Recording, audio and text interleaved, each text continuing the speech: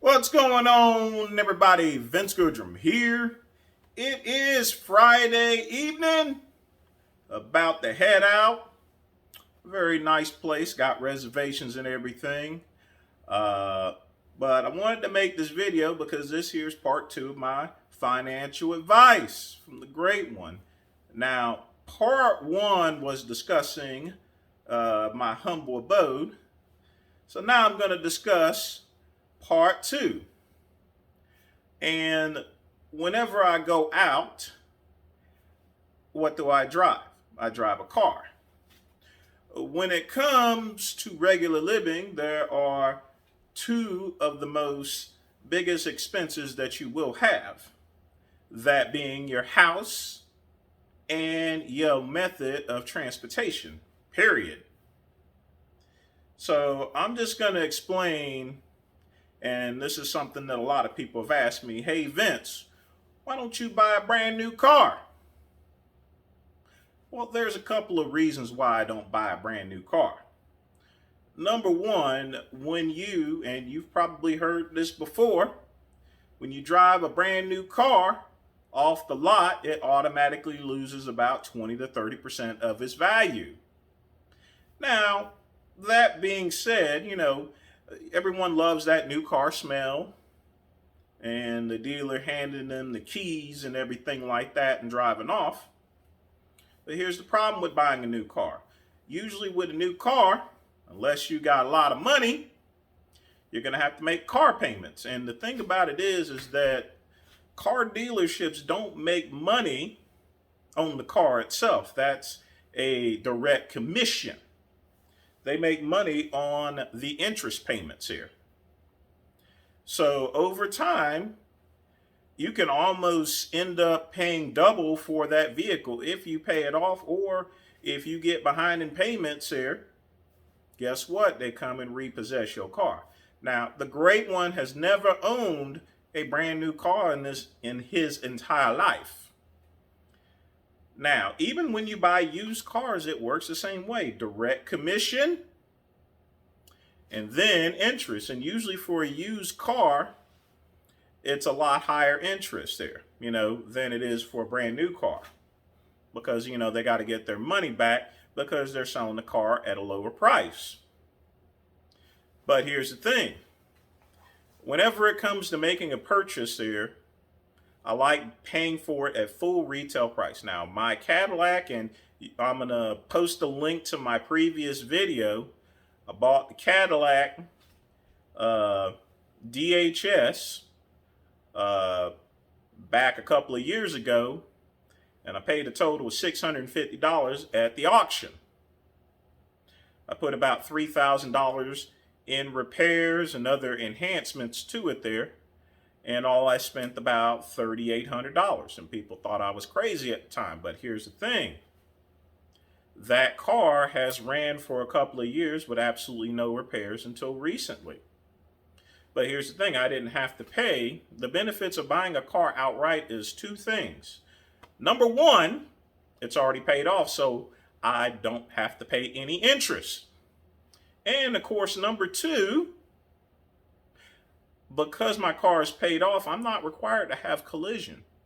So I can actually negotiate for a lower rate. I don't need collision. If my car gets crashed, I can just throw it in the garbage can. Much like I said previously about the house, I can just throw it in the garbage can, buy myself another one.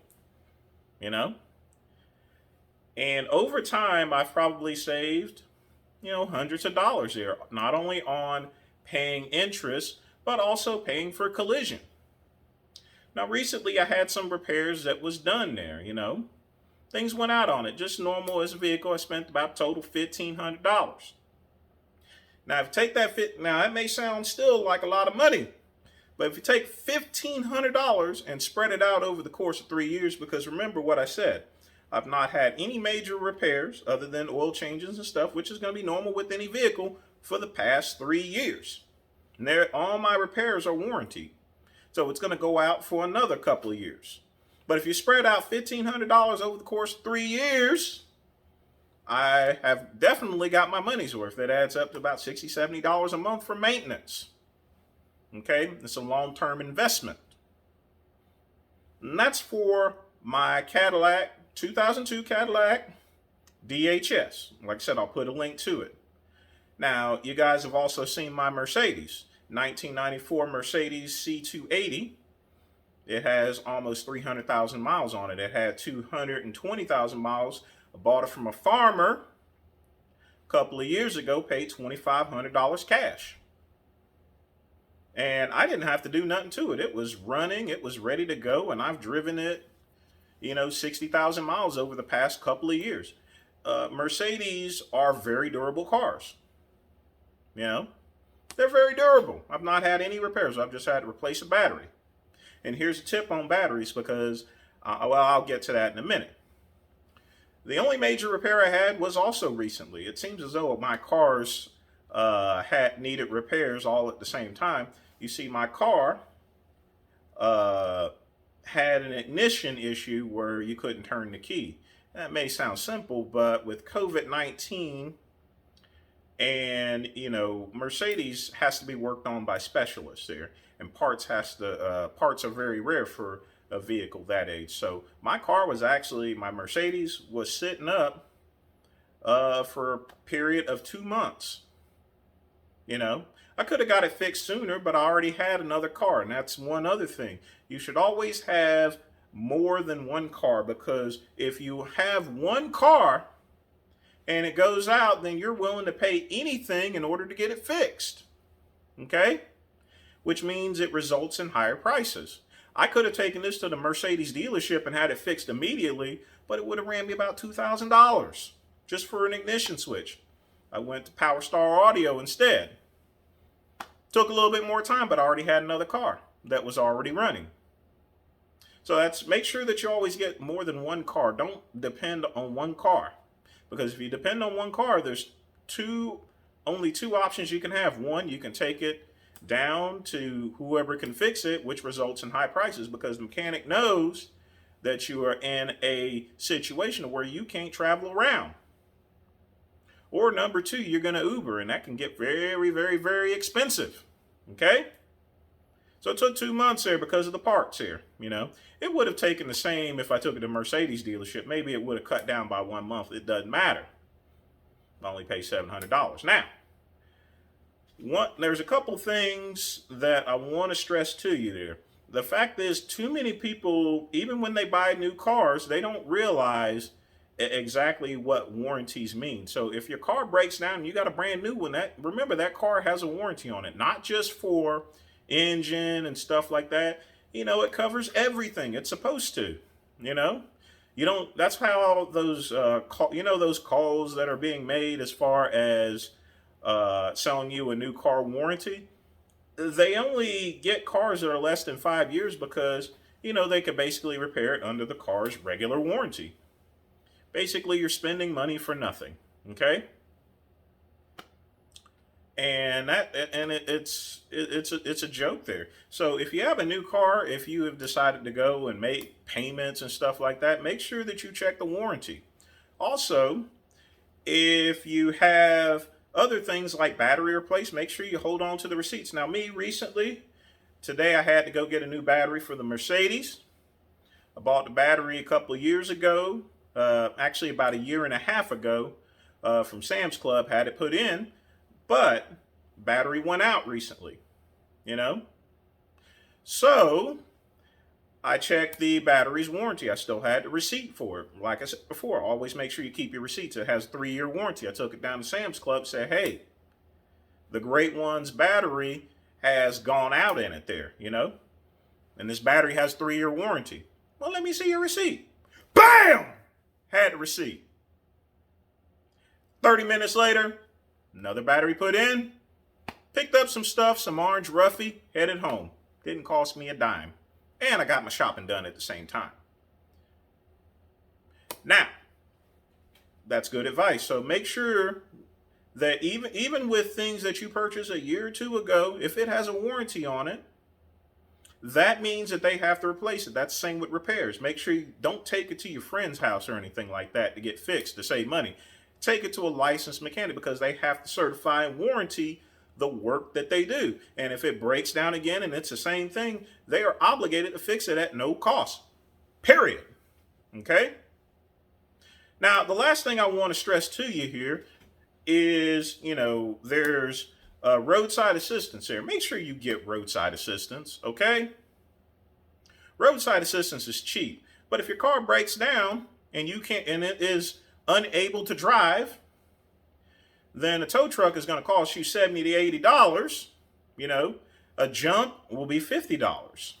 The Great One always keeps roadside service there on vehicles. It only runs me like $3 a month. That ain't much. You can also go to Walmart. You can have those roadside assistance bags and stuff. They'll give you a free year of roadside assistance. But with that being said, you should always keep a battery charger in your car, a jump starter.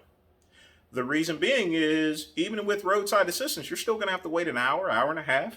The Great One has other things to do. I got business to take care of, not business, business. So in each of my cars, I make sure I keep a jump starter, and it's a combination jump starter, USB plug from my phones in case they run down. It also has an air pump on it too. In case I get a flat tire, I bust it. I also keep Fix-A-Flat in there as well. Make sure that your vehicles are prepared, so that way if something goes wrong, you can get back out on the road quickly, okay? So even with my battery being gone out, all I did is I jumped it off, and then I headed down to Sam's Club. Easy peasy. It took me 2 minutes to do that, okay? And the jump charger I got was from Amazon. It was only $55, free shipping. So I got 2 of them. Got 1 in each car, okay? The biggest thing as far as cars are concerned is you got to make sure that not only, and another thing, make sure you get maintenance. If it's time for an oil change, goddamn it, get a fucking oil change.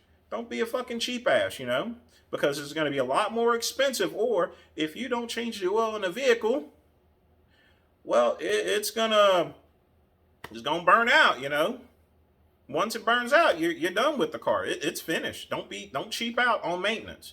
Make sure you keep records here, as far as warranties, as far as maintenance is concerned, and that way your car is running and you save money.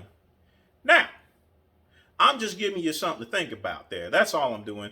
I'm giving you some advice. You don't have to take my advice. The Great One is just telling you what I do, okay? So that's part 2 of my financial advice as far as cars are concerned. Now I gotta go, people. Okay?